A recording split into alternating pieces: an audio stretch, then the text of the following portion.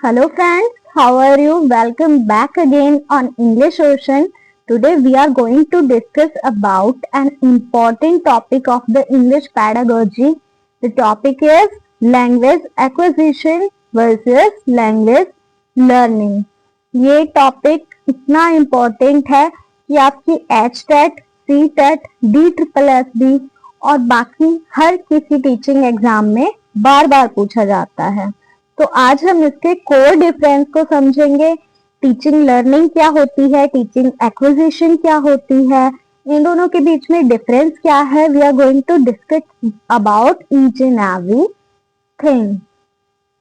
अगर आप अभी तक इन दोनों में कंफ्यूज हो रहे थे तो बिल्कुल ये वीडियो आप ही के लिए है। आज आपकी सारी कंफ्यूजन दूर होने वाली है।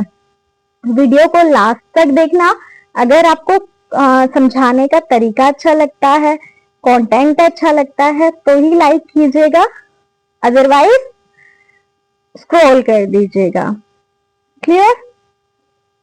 और अगर मेरा तरीका आपको पसंद आता है तो चैनल को सब्सक्राइब कीजिए, क्योंकि यहाँ पर आपको इंग्लिश पेडागोजी, ग्रामर, एनसीईआरटी इन सबके लिए वन स्टॉप सॉल्यूशन है इंग्लिश ओशन।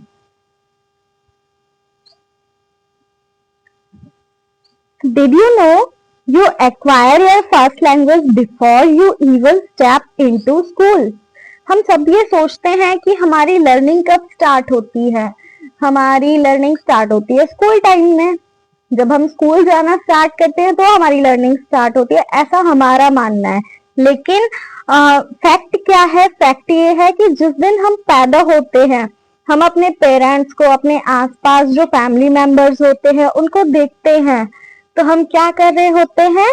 लिसन, LSRW, ये सीरीज होती है किसी भी लैंग्वेज को सीखने की। तो हम स्टार्ट वहीं से कर देते हैं। जब हम अपने पेरेंट्स को, अपने सराउंडिंग में लोगों को बोलते हुए सुनते हैं ना, तो वहां पर हमारी लिसनिंग यानी कि फर्स्ट पार्ट कवर हो रहा होता है। उसके बाद सेकंड स्पीकिंग की बारी आती है। तो हम जब बहुत छोटे होते हैं, जब एक बच्चा बहुत छोटा होता है तो वो बैबल करता है, माँ, बाप, पा। उस स्टेज से उसकी जो लैंग्वेज की जो जर्नी है वो स्टार्ट हो जाती है। वो जिस चीज को सुनता है उसको थोड़ा थोड़ा बोलने की कोशिश करता है और उसकी वजह से उसके मुंह से, गले से साउंड निकल रहे होते हैं। That is second stage. और फिर उसके बाद जो रीडिंग और राइटिंग पोर्शन है वो भी हमारा स्कूल जाने से पहले ही कहीं ना कहीं शुरू हो जाता है। प्रॉपरली हम रीड नहीं कर पाते, बट हम कोशिश करते हैं चीजें क्या लिख रहे हैं। आपने देखा होगा बच्चों को स्क्रैबल करते हुए, वो दीवार पे कुछ कुछ लिख रहे हैं। That is the process of learning. तो इस लर्निंग को जो हम अनकॉन्शियस माइंड से कर रहे होते हैं, इसको बोलते हैं लर्निंग एक्विजिशन। क्या बोलेंगे इसको? Learning acquisition. हम एक्वायर कर रहे हैं नॉलेज को और हमें पता भी नहीं है। लेकिन जब हम कॉन्शियस माइंड से अनकॉन्शियसली सीख रहे थे, क्या कोई बच्चा ऐसा है जो पैदा होने के बाद कहता है कि भाई मुझे तो लैंग्वेज सिखाओ? नहीं ना। वो धीरे धीरे कॉपी करता है, देखता है किस चीज को क्या बोला जा रहा है और उसी तरीके से बोलना स्टार्ट कर देता है। वो उसकी मदर टंग होती है। मदर टंग को हम हमेशा एक्विजिशन के थ्रू सीखते हैं। लेकिन जब किसी लैंग्वेज को हम जानबूझकर, विलिंगली हम चाहते हैं कि वो लैंग्वेज हमें आए, तो उसको क्या कहते हैं? Language learning. तो ये मेन डिफरेंस होता है कि लैंग्वेज एक्विजिशन अनकॉन्शियस माइंड से होती है, लैंग्वेज लर्निंग कॉन्शियस माइंड से होती है। अब यहाँ पे कुछ पॉइंट्स हैं जो लैंग्वेज एक्विजिशन को और क्लियर बना देंगे। नेचुरल होती है ये।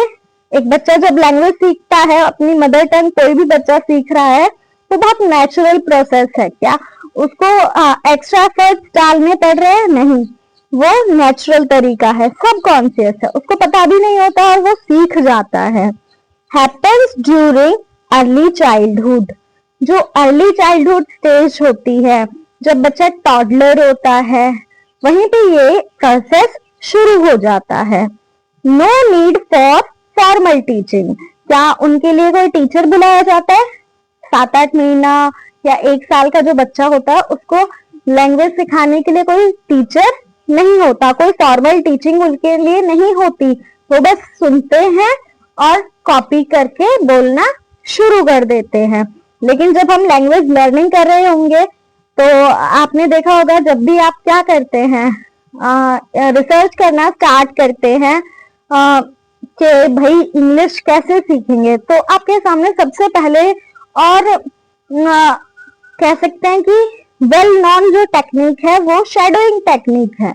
तो शैडोइंग टेक्निक, उसको एक साइंटिफिक नेम दे दिया गया, otherwise it is a natural process कि अगर हम कॉपी करके कोई चीज करना शुरू करेंगे तो एक ना एक दिन वो हमें आ ही जाएगी। शैडो मतलब हम उसकी परछाई कर रहे हैं, कॉपी कर रहे हैं। तो जब एक बच्चा बोलना शुरू करता है, तो जैसे मम्मा बोलती है पानी, तो वो शुरू में पापा, पानी, मम्मा ऐसा कुछ बोलता है। फिर धीरे धीरे उसको समझ आ जाता है कि इसको कैसे कंस्ट्रक्ट करना है। उसके लिए कोई फॉर्मल टीचिंग नहीं होती है। अब उसके बाद आती है second thing, acquisition. I hope आप अच्छे से समझ गए हैं, जिसके लिए हमें कोई एफर्ट्स ना करना पड़े, जो नेचुरल तरीके से आ जाए, जिसके लिए हमें किसी टीचर की जरूरत ना पड़े, जिसको हम सबकॉन्शियस माइंड से सीख रहे होते हैं। क्लियर? उसका अपोजिट है लैंग्वेज लर्निंग। इसको हम कॉन्शियस माइंड के साथ सीखते हैं, एक स्ट्रक्चर सीखते हैं। जैसे हम इंडिया में रहते हैं तो हमारे लिए मदर टंग हिंदी, तमिल और भी डिपेंड करता है हम किस रीजन में रहते हैं, तो वो होती है। और सेकंड जो हमारी लैंग्वेज होती है जिसको हम लर्न करते हैं, मोस्टली इंग्लिश होती है। और इसमें क्या होता है, एक स्ट्रक्चर हम सीखते हैं। फॉर एग्जाम्पल हमने टेंसेस सीखे, नरेशन सीखी। तो क्या होता है, जब हम सेकंड लैंग्वेज सीख रहे होते हैं तो हमें उसमें एक स्ट्रक्चर सीखना होता है कि भाई हमने सीखा कि जब पैसिव बनाएंगे तो सब्जेक्ट ऑब्जेक्ट की जगह जाएगा, ऑब्जेक्ट सब्जेक्ट की जगह जाएगा। लेकिन जो हमारी मदर टंग है, फॉर एग्जाम्पल मेरी मदर टंग हिंदी है, तो मुझे ये नहीं याद कि मुझे कोई भी बात बोलने के लिए कोई स्ट्रक्चर याद करना पड़ेगा। हाँ, फॉर्मल टीचिंग होती है, मदर टंग में भी फॉर्मल टीचिंग होती है। फॉर एग्जाम्पल हमने Hindi as a mother tongue सीखी, पर उस पे भी जगह जगह अलग अलग क्षेत्र का प्रभाव होता है, रीजन का उस पे इफेक्ट पड़ता है। पूर्वी हिंदी है या फिर हरियाणवी है या फिर थोड़ा सा राजस्थानी टच है, यूपी का टच है, तो वो हमारी लैंग्वेज में फर्क होता है। लेकिन एक स्टैंडर्ड जो हिंदी होती है वो हम स्कूल में सीखते हैं। स्कूल में हमने सीखा है ना वाक्य कैसे बनाना है, और ये भी हम सीखते हैं सेंटेंस का स्ट्रक्चर, वाच्य कैसे बनाने हैं। हर चीज हम फॉर्मल टीचिंग तो करते हैं लेकिन उसकी बेसिक नॉलेज हमें होती है।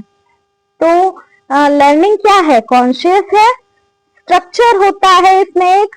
देखो बच्चे के लिए कोई स्ट्रक्चर नहीं है कि पहले वो पानी बोलना सीखेगा या पहले पापा बोलना सीखेगा, पहले मम्मा बोलना सीखेगा, ऐसा कोई स्पेसिफिक स्ट्रक्चर नहीं होता।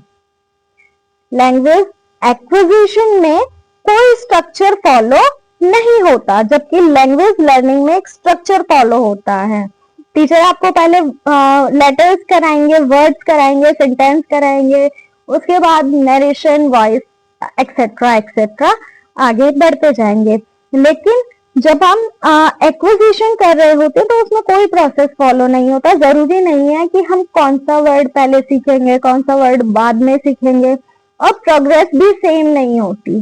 कोई बच्चा जल्दी बोलना सीख जाता है, कोई देर से बोलता है। कुछ बच्चे क्या करते हैं, स्टमर करते हैं, स्टार्टिंग में फंबल करते हैं, वो बाद में धीरे धीरे सही हो जाता है। तो it depends on individual person. Clear? इसमें अगर हम लर्निंग कर रहे होते हैं तो जैसे मैंने बताया ना कि जब हम मान लो हमारी मदर टंग हिंदी है तो उसको एक्वायर करते हैं तो उस टाइम हम ग्रामर रूल्स थोड़ी ना फॉलो करते हैं, लेकिन जब हम उसकी प्रॉपर लर्निंग करेंगे तो फॉर्मल टीचिंग होगी, स्कूल्स होंगे, क्लासेस होंगी, रूल्स होंगे, ग्रामर होगी, स्ट्रक्चर होगा, कॉन्शियस होगी, मतलब वो ओवरऑल हम ये बोल सकते हैं। एक्विजिशन वर्सेस लर्निंग, ये हमारा माइंड और बिल्कुल क्लियर करा देगा। वैसे मैंने आपको अच्छे से समझा दिया है। एक्विजिशन क्या है? जब हम जानबूझकर नहीं सीखते, अनकॉन्शियस माइंड से सीख लेते हैं सब कुछ। और लर्निंग एक प्रोसेस होता है, एक प्रोग्रेस होता है जिसको हम कॉन्शियस माइंड के साथ करते हैं। फॉर्मल टीचिंग होती है, एक इसमें क्या होता है, एक इन्वायरमेंट क्रिएट करते हैं, फिर उस लैंग्वेज को सिखाते हैं। मोस्टली एक्विजिशन जो है वो लैंग्वेज 1 का होता है।